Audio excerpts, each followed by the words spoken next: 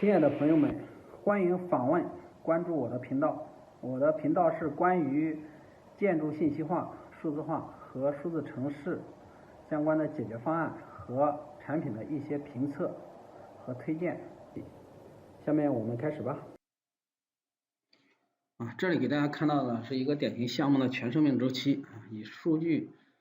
建筑数据本身来驱动的各个阶段的这个使用行为和使用场景这里面呢可以看到一个典型的一个这个数字化或者信息化的一个建筑项目呢，有3个要素组成的。第一个呢就是建筑的数据以及数据上所负载的信息本身。第二个呢就是满足这些应用场景或者说支撑这些应用业务需求的各种工具，终端的一些工具。第三个呢就是数据本身的流转、上下游的交互以及数据的一些存储和这个分发所这个需要的一个平台。这就是目前呢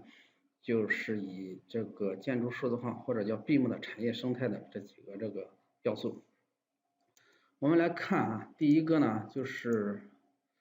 这个由这些数据工具和这个平台呢所这个衍生的一个产业生态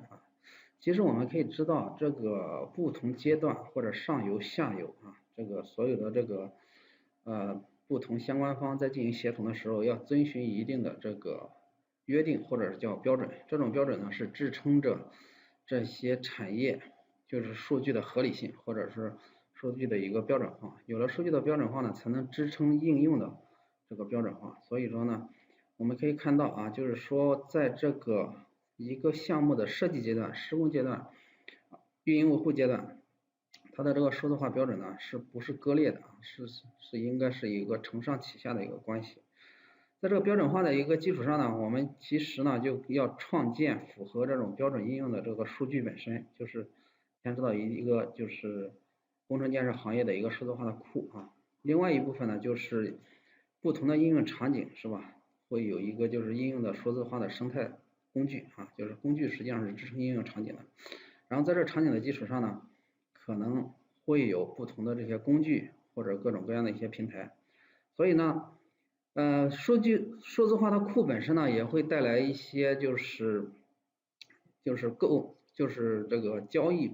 这个供应商和采购商所以说呢这就产生了一个就是建筑物资流转的一个这个服务，也就是一个数字化的供应链的一些这个供方和需方通过采购平台呢进行相应的这个采购。另外一块呢就关于数字化的生态化的工具呢，实际上呢包含着从工程可行性分析到这个设计到施工到运营维护这全生命周期的这个应用场景。基于这些应用场景呢，从这个数字化的平台上呢这个提取相应的数据，然后呢进行这个工具的一些开发，然后支撑这些应用场景的这个业务拓展。因此呢其实所谓的工具数据本身呢最终还是要靠人来进行落地和实施的，因此呢也衍生了各种各样的一些场景。这些场景呢实际上呢是特定历史时期，也就是当前呢信息化还在普及阶段的一个产物所以说呢这个咨询呢也是非常多，从这个项目级的咨询、企业级的咨询、特定专题的一些咨询，就是满足这个施工方或者是项目管理方或者业主或者设计不同这个相关方的这些利益上或者是业务上的诉求。因此总结一下就是说我们整个闭幕或者说是这个数字建造，它的这个产业生态呢实际上是以标准所支撑的，就是以数据为中心的一套这个满足不同业务场景的全生命周期的一套解决方案。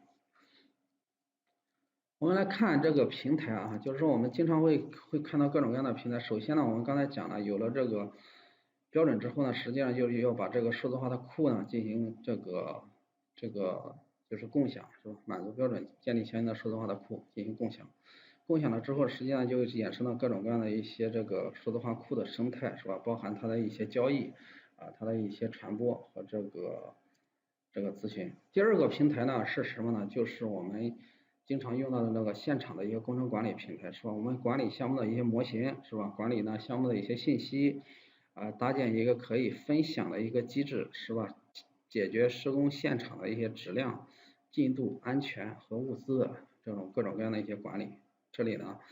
基本上我们会搭建相应的这种云平台。对于这样的一个云平台呢，其实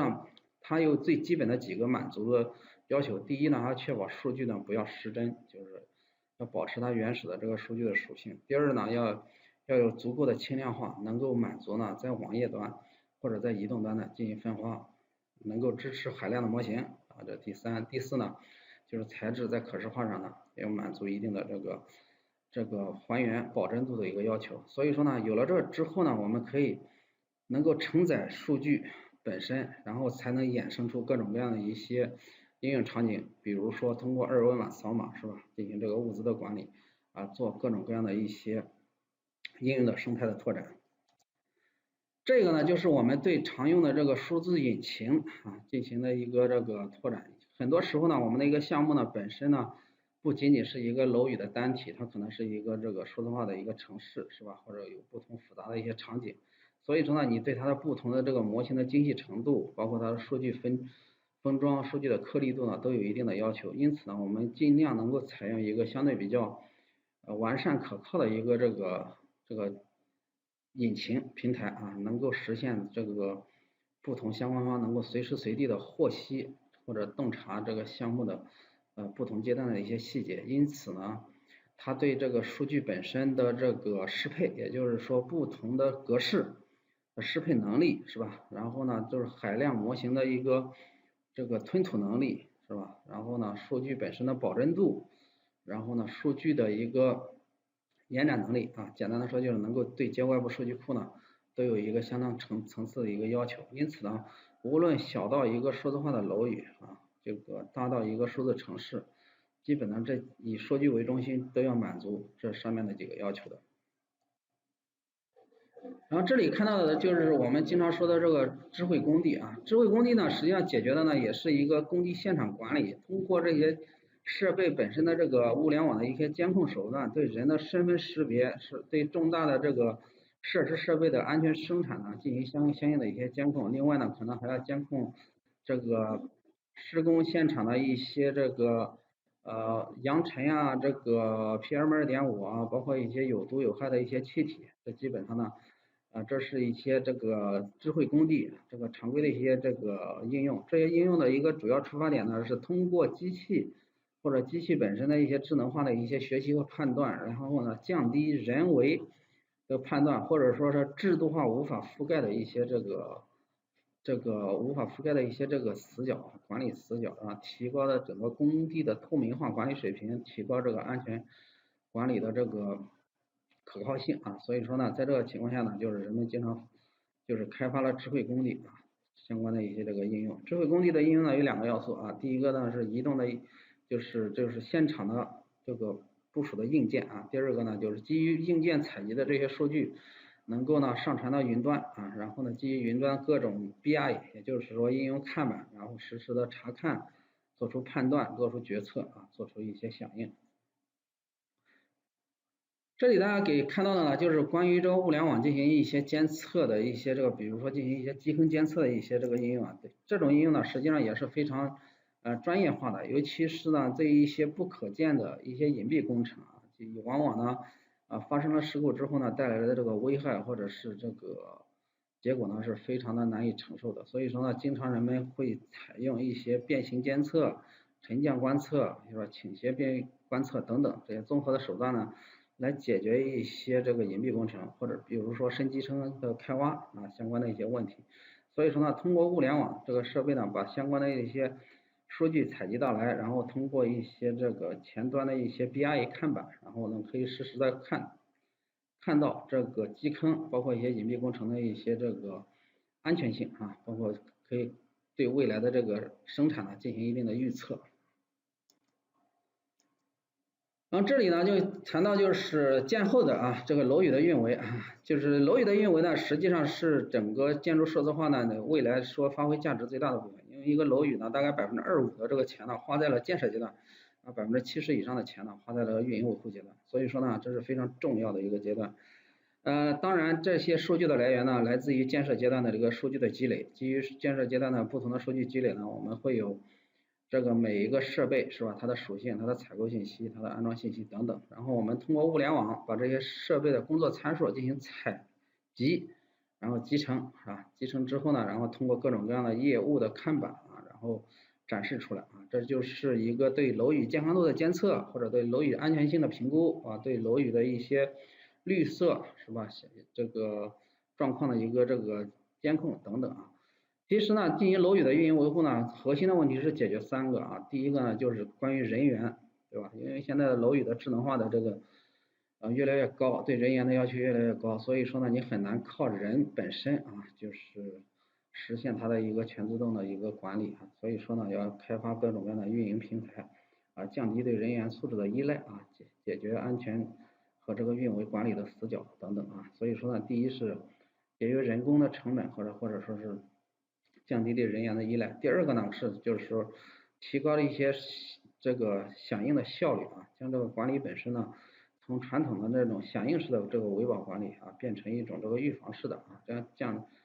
杜绝这个管理的死角啊，确保这个楼宇的整个过程中呢是安全可控的。第三个可能是跟能耗相关啊，主要是解决这个能源的问题啊。其实一个非常直观的一个理解就是什么呢？就是人在的时候灯开着是吧，空调开着，人走的时候呢就自动关掉了，或者它根据外部的这个环境是吧，或者是自动的进行一些自然光源和人工光源的这个混合照明是吧，还有一些这个空调的一些措施等等啊，这些呢都是我们基于精细化的数字的分析的基础上啊，这个传感器的这个数据的判断的基础上进行了一个智能化的一些监和控，所以说呢，这是楼宇运营的几个核心啊，就是对人员对设备对安全对这个能耗进行一些综合的管理。这个大家可以看到呢，除此之外呢，其实呢，对于这个楼宇的管理呢，还有一些资产的管理部分，资产的一些查看，资产的一些维修是吧？包括一些备品备件的一些这个管理等等啊，包括一些维修的路径是吧？然后设备的一些报警、动态的一些监控等等啊，这些呢，其实目前呢，就不同的平台呢有不同的特点，但总的来说呢，对于这个物业的管理呢，是以数据为中心是吧？以这个应用场景这个为导向啊，这个以这个不同的这个 IoT 手段啊，然后把数据呢集成这个为这个基本的手段，进行相关的一些这个管理。其实呢，运营维护最核心呢，其实还是就是竞争力最强的呢，还是它的这个应用场景啊，应用场景呢能产生价值，这个才是有价值的。大家可以看到，其实我们在进行这个运营维护管理的时候呢，实际上对数据本身的要求呢是更加的这个高了是吧？因为它在这设备运行过程中呢，你不可能实时的采集它的数据，所以说呢，采集的数据里面呢，可能有90%的呢都是需要进行清洗掉的。所以说呢，我们找到对数据进行清洗，数据呢进行判断，然后呢从数据中呢产生业务场景，然后呢进行判断和这个决策，这是整个这个运营维护系统里面呢，其实比较核心的部分，就是对数据本身的处理。从这个数字楼宇呢，可能就衍生到一个数字城市了啊。对数字城市呢，其实有些数字城市呢要管理呢，就是宏观的一些交通、一些公共的设施啊，社会的一些公共的一些这个应用的东西，比如说这个垃圾运输是吧？这个火灾的响应是吧？消防，还有城市公共安全等等。这时候呢，可能不太需要进入到一个楼宇里面，我们通常呢采用一个GIS 平台，就是能够看到一个城市的一个宏观的面貌即可。但是呢，很多时候呢，我们也要考虑到在整个城市的一个环境下呢，我们还要管理每一个楼宇的细部。这时候呢，我们可能不光是 GIS 是吧，还是要把 BIM 的这个能力呢，就是对数据本身的这个连接能力呢，还是要封装上去。这时候呢，其实对引擎的要求呢就更加高了。好，下面呢就是讲一讲，就是跟这个数据产生的啊，就是刚才讲完了平台，这里讲讲就是相关的一些工具啊。其实很多时候呢，我们经常会采用这个 BIM 的一些平台呢，把相应的模型给创建出来。创建出来之后呢，其实它的应用呢，往往就是一笔糊涂账，所以导致了今天呢，其实很多时候大家在进行这个 BIM 咨询业务的时候，往往每个单位的面积呢，实际上还是比较便宜的，因为你没有真正的解决某一个利益相关方最核心的问题，是吧？要么你解决设计的这个问题，要么解决施工的问题啊。这里呢，给大家举一个例子啊，实际上呢，我们很多时候在施工阶段进行这个 BIM 的应用的时候呢，不光是应用到一些胶底啊，一些仿真模拟，和这个数据的一些这个数字化交付啊。除此之外呢，我们还往往用到一些质量、安全、进度和钱的检查。首先我们看这个算量呢，是整个工程的一个比较核心的部分啊，所以说呢，在提高这个 BIM 的这个传统应用的这个应用效率的基础上，是吧？有满足这个算量的要求，就是一个现实的需要。这里的给大家看到的这一个工具呢，实际上就是一个将这个 CAD 的这个底图，通过一些这个交互的自动化的手段呢，通过图层和构件映射的方式，能够把这个模型呢，半自动化的创建起来。这种半自动化创建完的模型呢，能够自动的满足我们当前这个市场上应用比较广泛的广联达的这个平台的一种发布啊，发布完之后呢，能够一键到广联达的一些算量平台上进行算量啊，所以说呢，通过这个呢，我们可以实现什么呢？一键化的生成建筑结构啊，能导出算量工具直接进行算量啊，提升它的这个实施效率。所以说这是自动建模系统呢，实际上是企业竞争力的一个必备的一个工具啊，或者一个条件。但是在这研发的时候呢，往往大家没有去跟上下游的业务关系去打通，所以在应用的时候只局限到某一个相关方的利益诉求，比如说设计师他只考虑自己的一个建模和这个出图的一个效率，他并没有考虑到下游的一个应用啊，所以说呢，在这一块呢，我还是推荐大家去试用一下这一款这种以算量为这个目标导向的一个这个 BIM 建模工具啊。这里给大家看到的一个就是这个模型出来之后呢，我们其实从 BIM 的这个计价啊，这个算量和计价上来看的话呢，有两种模式。第一种呢就是接传统的这个广联达的这种算量平台，第二种呢，我们可以通过精细化的模型呢，直接通过这个研发的这个基于云端的算量的工具，直接出工程量和这个采购这个清单。所以说这里介绍呢叫一个叫 SPD 啊，就是蜘蛛算量啊这个平台，实际上它的整个工作流是这样的，通过这个算量的自动化的工具呢，快速的创建符合这种算量编码的这个要求的这个模型啊，然后这个模型呢一键上传到这个 SPD Cost 上这个平台上进行算量，算完之后呢，然后就从这个平台上直接出清单下载下来啊，所以说这个整个过程呢，现在目前呢对于这个土建的这个除了钢筋之外的所有的这个土件，包括模板，包括这些所有的对象，它的准确率的可以达到97%啊，所以说还是非常值得大家一试的一个平台。这里讲的是这样啊，就是我们继续来讲这个自动化建模。自动化建模呢有两类啊，第一类基于 AutoCAD 的图呢，我一层一层的进行翻啊，这是传统的一种模式。第二类呢，我们对于一些就是说这个相对来说就是规则比较强的一些这个构筑物或者建筑物呢，我们可以通过这种点菜的形式，就是菜单的形式进行建模。这里看到的呢，就是我基于标准化的图库是吧？然后呢，作为主要的零部件，然后在这个参数化的菜单的环境下呢，把这个整个模型呢进行纯参数化的一个创建的一个过程。这个整个过程呢，实际上基于这个软件的二次开发呢是很容易实现的啊。实现了之后呢，我们还可以通过这个建模之后呢，还可以实现它的一个自动化的一个出图啊。这里大家可以看到，我稍微快进一下啊，你可以看到这整个过程呢是一个录屏的结果啊。这个模型呢就很快的通过不同的组件呢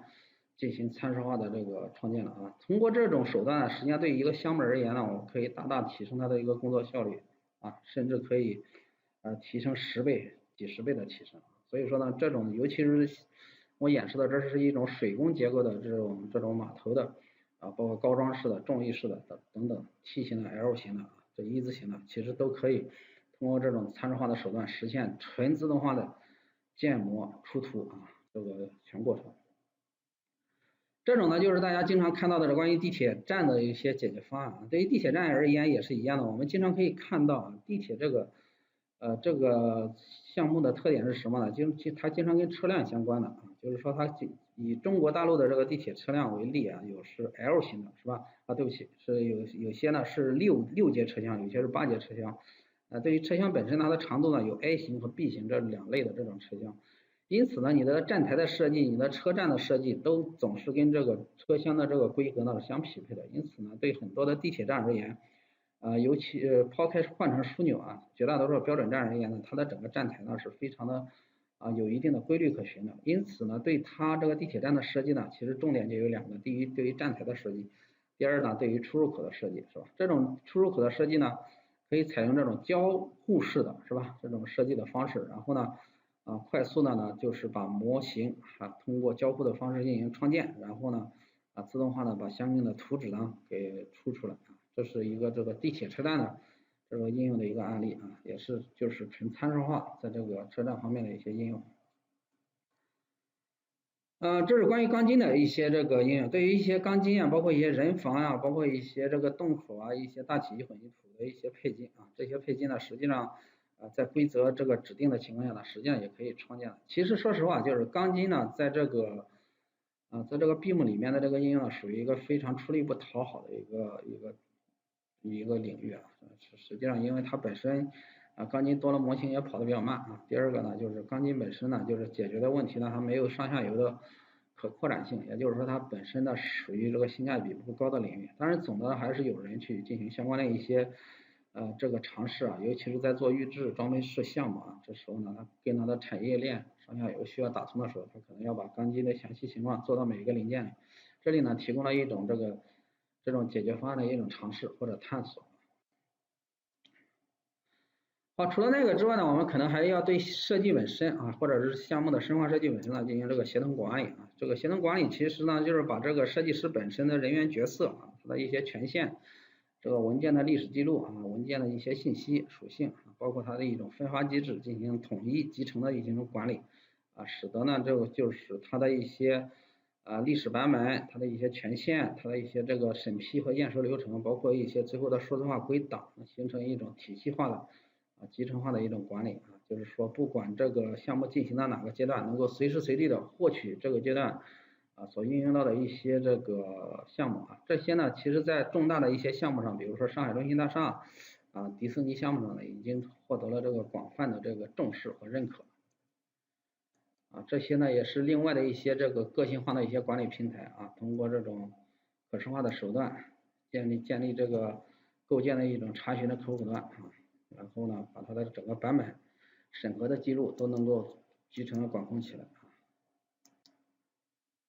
除了这之外呢，对于 BIM 的本身呢，它还有一些生态化的一些其他的一些工具，比如说一些古建筑的一些工具啊，这些都是相对个性化、专业化程度比较高的啊。这种工具呢，解决特定细分领域的一些问题啊。这些问题呢，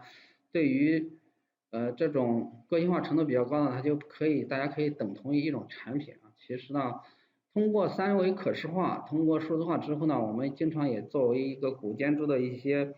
维修是吧？这一些养护是吧？修旧如旧这些时候呢，经常会用到一些跟 BIM 跟这个激光点云扫描相关的一些技术啊。这里呢，后面会有一些专题单独的进行相关的一些详细的阐述包括对构件的一些采购下单编码等等，这都属于这个相关的数字化的衍生的这个服务或者应用这里都不做详细的介绍了。包括这个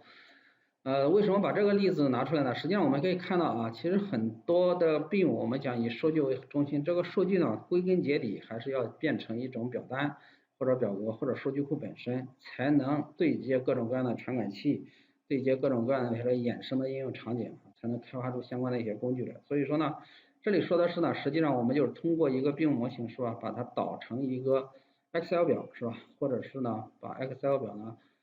的更新的结果在这个写到这个 BIM 模型里面的一个工具这里呢就强调的是我们以 BIM 数据为中心，所以我们判断一个软件是不是 BIM 软件，能不能支撑 BIM 的业务就非常简单了，即它能不能发布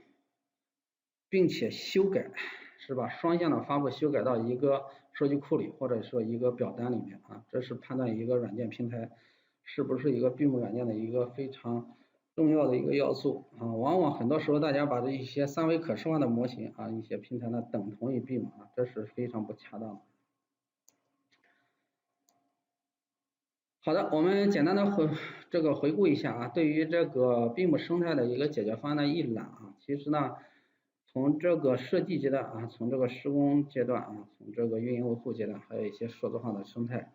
工具啊都有相应的一些涉足啊。如果大家感兴趣的话呢，后面呢会有一些专题针对这些工具啊进行详细的介绍啊。对于本图呢，其实大家可以看到，首先最下面一行呢是各个阶段的相应的一些应用的工程师或者应用的利益相关方。其实我们在进行项目的一些应用的时候，或者项目实施的时候，大家记住是标准先行的，是不是？因为标准解决的是上下游之间的一些协同啊、协调的问题，就是利益的一些相当于一个利益的一个接口啊，就是大家相互之间的一个这个协议的接口。在此基础上呢，我们怎么把这些标准固化到执行的过程中，我们就需要这些构建库，是吧？符合标准的构建库，然后呢，满足这个应用要求的这些满足标准实施要求的相应的工具的研发，是吧？工具的研发实际上第一是解决了呢最后1公里应用场景的问题，第二呢也解决了从这个数据中是吧提取数据的问题，这个数据呢要满足要求，所以说标准那个工具一定要满足标准的一个要求。在此基础上，我们产生各个阶段的一些标准啊，其实包括施工深化阶段，包括这刚才也介绍了一些算量的工具，是吧？一些 SDP cost 一些云算量啊，翻模的一些工具，包括一些现场管理、基坑监测、智慧工地、项目协同管理，然后还介绍了一个这个数字化的引擎啊，然后呢，在这个协同设计或者管理上面呢，我们有了一些这个数据资产管理、设计协同等等。运营维护阶段呢，对于楼宇的运营维护，对于城市的运营维护是吧？对于这个运营维护本身的引擎，对数据的吞吐啊，包括数据的这个还原保真度啊，然后呢能够云化的这个部署能力，都是它的几个应用的要素。后面呢就是能针对这些这个应用的场景啊，应用的这个工具呢进行这个单独的给大家进行分享和介绍啊。今天呢就先介绍到这里，感谢大家。